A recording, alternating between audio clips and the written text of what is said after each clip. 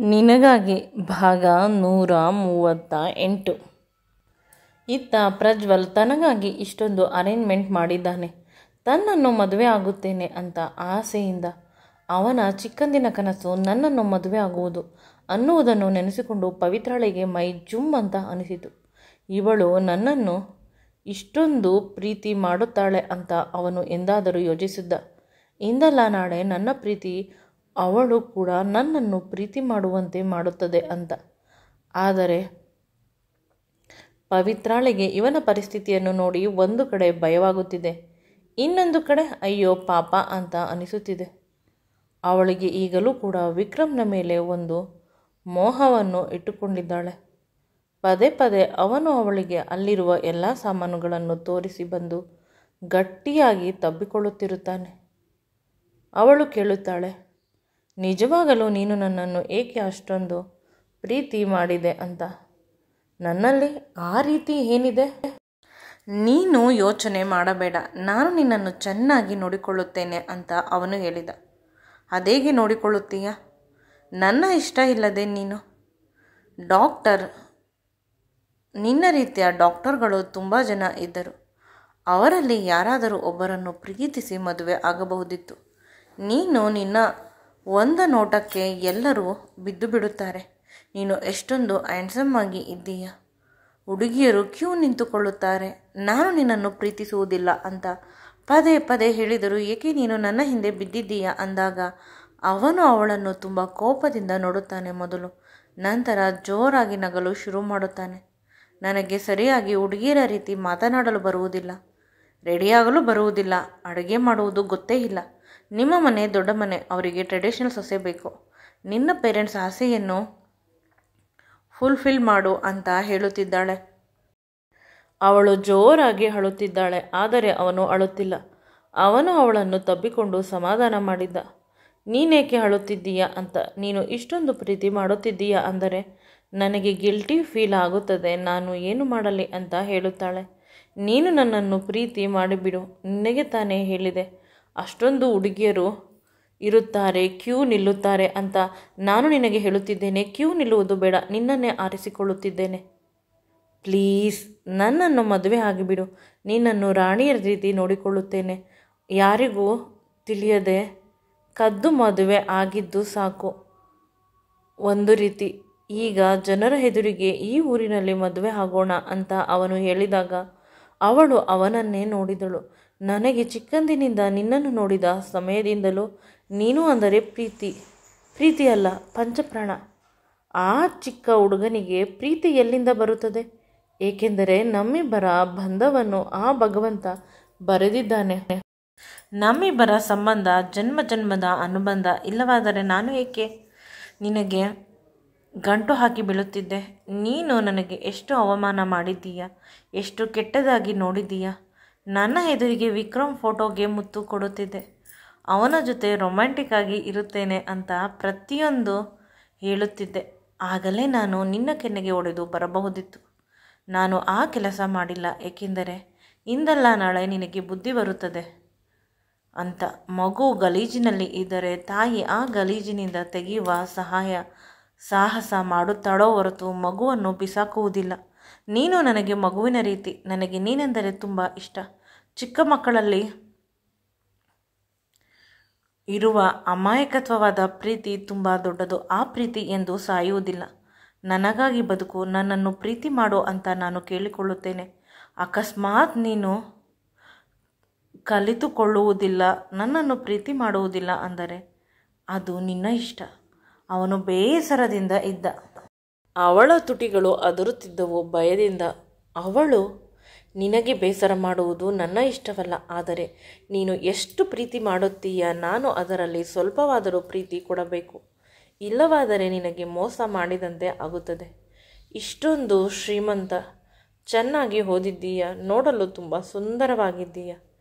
ಯಾರಾದರೂ ನಿನ್ನನ್ನು ನೋಡಿದ ಮೊದಲ ನೋಟದಲ್ಲೇ ಇಷ್ಟಪಡುತ್ತಾರೆ. ಆದರೆ ನಾನು ಬಂದು ಎಲ್ಲವನ್ನು ಹಾಳು ಮಾಡುತ್ತಿದ್ದೇನೆ ಅಂತ ಭಾಸವಾಗುತ್ತಿದೆ. ನಿನ್ನ ಅಪ್ಪ ಅಮ್ಮನಿಗೂ ಕೂಡ ನಾನೆಂದರೆ ಇಷ್ಟವಿಲ್ಲ. ನೀನು ದಯವಿಟ್ಟು ಆ ಹುಡುಗಿಯನ್ನು ಮದುವೆ ಆಗಿಬಿಡು. ನಿಮ್ಮ ಸಂಸಾರ, ನಿಮ್ಮ ಬದುಕು, ನಿಮ್ಮ ಜನಗಳು, ಬದುಕಿಬಿಡು ಅಂತ ಅವಳು ಹೇಳಿದಾಗ ಪ್ರಜ್ವಲ್ಗೆ ನಿಜವಾಗಲೂ ನೋವಾಯಿತು. ಈ ಹುಡುಗಿ ಎಷ್ಟು ಹಠ ಮಾಡುತ್ತಿದ್ದಾಳೆ. ಹೆಣ್ಣು ಮಕ್ಕಳು ಇಷ್ಟು ಹಠ ಮಾಡಿದರೆ ನನ್ನಂಥ ಗಂಡು ಜೀವಗಳು ಎಲ್ಲೂ ಹೋಗುವುದು? ಅವಳ ಜೊತೆ ಕಳೆದ ಕ್ಷಣಗಳನ್ನು ನೆನೆಸಿಕೊಂಡ. ನಂತರ ನಾನು ಅವಳ ಜೊತೆ ತುಂಬ ಅದ್ಭುತವಾದ ಕ್ಷಣಗಳನ್ನು ಕಳೆದಿದ್ದೇನೆ. ಮತ್ತೆ ಪದೇ ಪದೇ ನಾನು ಇಷ್ಟು ಬೇಸರ ಮಾಡಿಕೊಳ್ಳುತ್ತಿದ್ದೇನೆ. ಈ ಜನ್ಮಕ್ಕೆ ಅವಳ ಜೊತೆ ಕಳೆದ ಕ್ಷಣಗಳು ಸಾಕು. ಆನಂದವಾಗಿ ನಾನು ಬದುಕಬಹುದು. ಅವಳಿಗೆ ನನ್ನ ಜೊತೆ ಇರಲು ಇಷ್ಟವೇ ಇಲ್ಲ ಅಂದರೆ ನಾನು ಹೇಗೆ ಬಲವಂತ ಮಾಡಲು ಸಾಧ್ಯ? ಇಂದಲ್ಲ ನಾಳೆ ಅವಳಿಗೆ ನನ್ನ ಪ್ರೀತಿ ಅರ್ಥವಾಗುತ್ತದೆ. ನಿಜವಾಗಲೂ ನನ್ನ ಪ್ರೀತಿ ಅಷ್ಟೊಂದು ದೊಡ್ಡದು, ಅದು ನನಗೆ ಗೊತ್ತು.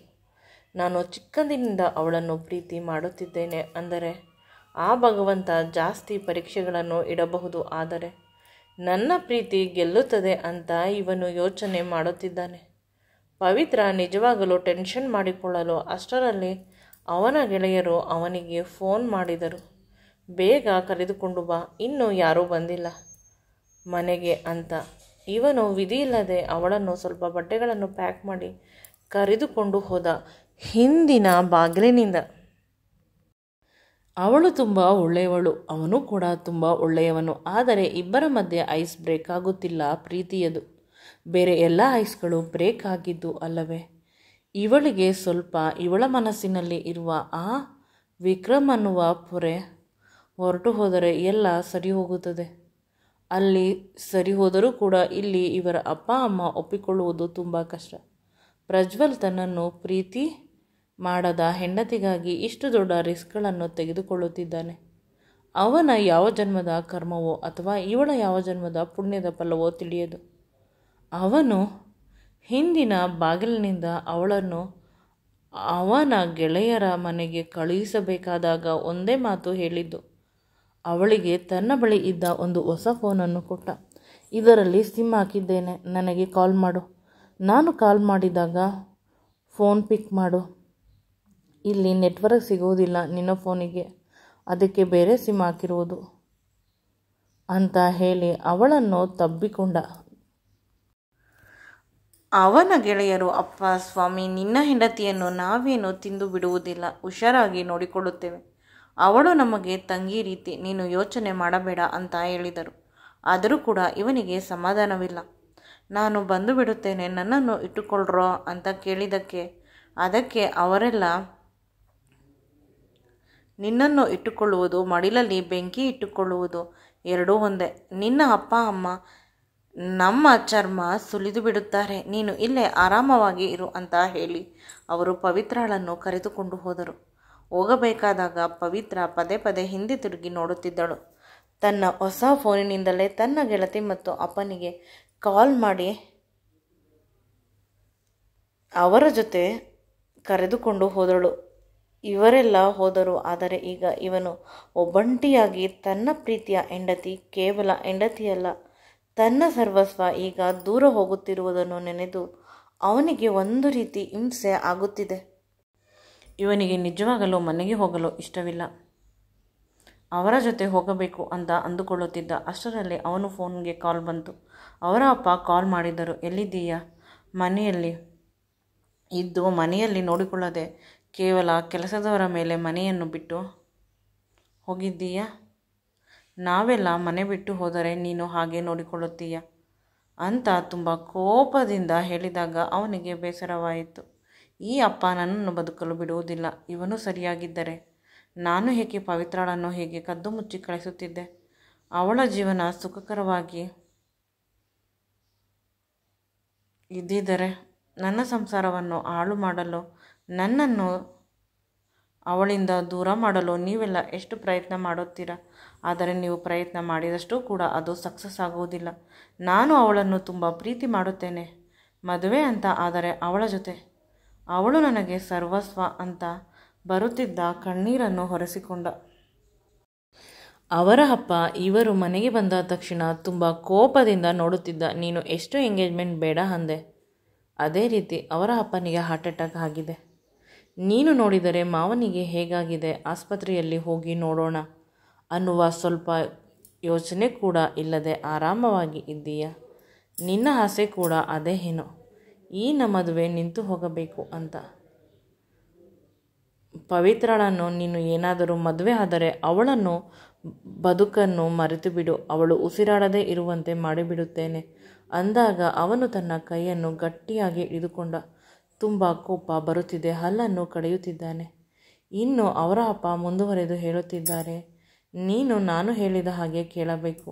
ನಿನ್ನ ಅಕ್ಕ ತಂಗಿಯರು ಹೇಗೆ ನಾನು ಹೇಳಿದ ಹುಡುಗರನ್ನು ಮದುವೆ ಆಗುತ್ತಾರೋ ಅದೇ ರೀತಿ ನಿನ್ನ ಮಾವನಿಗೆ ಫೋನ್ ಮಾಡು. ಅವನು ICUಯಲ್ಲಿ ಇದ್ದಾನೆ. ಕೊನೆ ಪಕ್ಷ ನಿಮ್ಮ ಅತ್ತೆ ಫೋನ್ ತೆಗೆದುಕೊಂಡು ಮಾತನಾಡುತ್ತಾರೆ.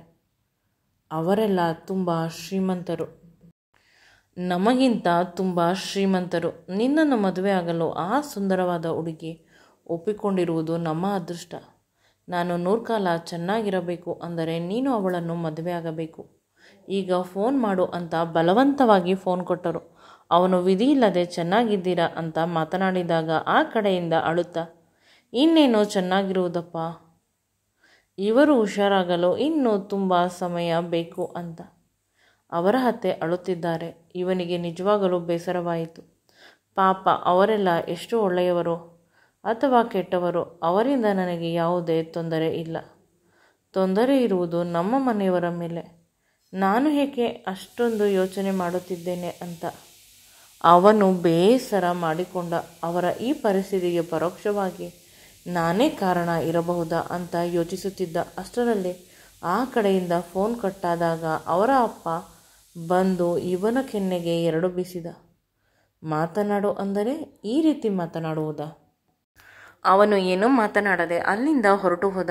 ಇಲ್ಲಿ ಇದ್ದರೆ ನಿಜವಾಗಲೂ ನಾನು ಜಗಳ ಮಾಡಿಬಿಡುತ್ತೇನೆ. ಆನಂತರ ದೊಡ್ಡ ಯುದ್ಧ ಆಗುತ್ತದೆ. ಪವಿತ್ರ ಕೂಡ ಇದೇ ಊರಿನಲ್ಲಿ ಇರುವುದು ಅನ್ನುವುದನ್ನು ನೆನೆಸಿಕೊಂಡು ಅವನು ರೂಮಿಗೆ ಹೋಗಿ ಬಾಗಿಲನ್ನು ತುಂಬ ಜೋರಾಗಿ ಹಾಕಿದ. ಅಳಲು ಆಗುತ್ತಿಲ್ಲ, ನಗಲು ಆಗುತ್ತಿಲ್ಲ, ಇರಲು ಆಗುತ್ತಿಲ್ಲ, ಹೋಗಲು ಆಗುತ್ತಿಲ್ಲ. ಆ ಗೋಡೆಯ ಮೇಲೆ ಇದ್ದ ಅವಳ ಫೋಟೋಸನ್ನು ನೋಡಿ ಮನಸ್ಸಿಗೆ ಸಮಾಧಾನ ಮಾಡಿಕೊಂಡ. ನಂತರ ಚಿಕ್ಕ ಮಗುವಿನ ರೀತಿ ಹಾಸಿಗೆ ಮೇಲೆ ಮಲಗಿದ್ದ, ತನ್ನ ಕಾಲು ಮತ್ತು ಎದೆಗಳನ್ನು ಒಟ್ಟಿಗೆ ಹಿಡಿದುಕೊಂಡು. ಆದರೆ ಅವನಿಗೆ ತನಗೆ ತಿಳಿಯದೆ ಒಂದು ಸಮಾಧಾನ ಆಗುತ್ತಿದೆ. ಕಾರಣ ಹುಡುಕಿದಾಗ ತಿಳಿಯಿತು, ಆ ಜಾಗ ಪವಿತ್ರ ಮಲಗಿದ್ದಳು. ಅವನು ಅವಳನ್ನು ಎತ್ತಿಕೊಂಡು ಹೋಗಿ ಆ ಹಾಸಿಗೆ ಮೇಲೆ ಮಲಗಿಸಿದ್ದ. ಇದು ನಿನ್ನ ಜಾಗ, ನೀನು ಬಂದ ಮೇಲೆ ಇಲ್ಲೇ ಮಲಗಬೇಕು ಅಂತ. ಅವಳು ಮಲಗಿದ್ದ ಜಾಗದಲ್ಲಿ ಅವಳ ದೇಹದ ಸುವಾಸನೆಯ ಪರಿಮಳ ಓಡಾಡುತ್ತಿತ್ತು. ಅದನ್ನು ನೆನೆದು ಅವನು ಖುಷಿಪಟ್ಟ. ಮುಂದೆ ತುಂಬ ಗಟ್ಟಿಯಾಗಿ ಹಾಸಿಗೆ ಮೇಲೆ ಮಲಗುತ್ತಿದ್ದಾನೆ. ಪದೇ ಪದೇ ಅವಳು ಆ ಜಾಗದಲ್ಲಿ ಮಲಗಿದ್ದನ್ನು ನೆನೆಸಿಕೊಂಡು ಖುಷಿಪಡುತ್ತಿದ್ದಾನೆ. ಅವಳ ಮುಖ ಇದ್ದ ಜಾಗಕ್ಕೆ ಮುತ್ತು ಕೊಡುತ್ತಿದ್ದಾನೆ. ಅವಳು ಟಚ್ ಮಾಡಿದ ಬೆಡ್ಶೀಟನ್ನು ಹೊದ್ದುಕೊಂಡ. ಇದೇ ಜಾಗದಲ್ಲಿ ಬಂದು ಮಲಗುತ್ತಾಳೆ. ಒಂದು ದಿನ ನಾನು ಆಗ ಅವಳನ್ನು ಗಟ್ಟಿಯಾಗಿ ತಬ್ಬಿಕೊಂಡು ಮಲಗುತ್ತೇನೆ ಅಂತ ಅವನು ತನಗೆ ತಾನೇ ಹೇಳಿಕೊಳ್ಳುತ್ತಿದ್ದಾನೆ. ತಲೆ ಕೆಟ್ಟುವರಿರುವ ರೀತಿ. ನಿಜವಾಗಲೂ ಅವನಿಗೆ ತಲೆ ಕೆಡುತ್ತದೆ. ಹೆತ್ತವರು ಮತ್ತು ಜೊತೆಯಲ್ಲಿ ಹುಟ್ಟಿದವರು ಅವನನ್ನು ಅರ್ಥ ಮಾಡಿಕೊಳ್ಳುತ್ತಿಲ್ಲ. ಅದರ ಜೊತೆಗೆ ಎಲ್ಲರೂ ಅವನನ್ನು ತುಂಬ ಕೆಟ್ಟದಾಗಿ ನಡೆಸಿಕೊಳ್ಳುತ್ತಿದ್ದಾರೆ. ಈ ಸಮಯದಲ್ಲಿ ಪವಿತ್ರ ಸಹಾಯ ಮಾಡಬೇಕು. ಈ ದುಃಖದಿಂದ ಹೊರಗೆ ಬರಲು ಅವಳು ವಿಕ್ರಮ್ ವಿಕ್ರಮ್ ಅಂತ ಕುಳಿತಿರುತ್ತಾಳೆ. ಪಾಪ, ಇವನು ಏನು ಮಾಡುತ್ತಾನೆ? ಅತೃಪ್ತ ಆತ್ಮ. ಈ ವಿಡಿಯೋ ನಿಮಗೆ ಇಷ್ಟವಾಗಿದ್ದಲ್ಲಿ ನನ್ನ ಚಾನಲನ್ನು ಲೈಕ್ ಮಾಡಿ, ಶೇರ್ ಮಾಡಿ ಮತ್ತು ಸಬ್ಸ್ಕ್ರೈಬ್ ಮಾಡಿ. Thanks for watching and keep supporting me.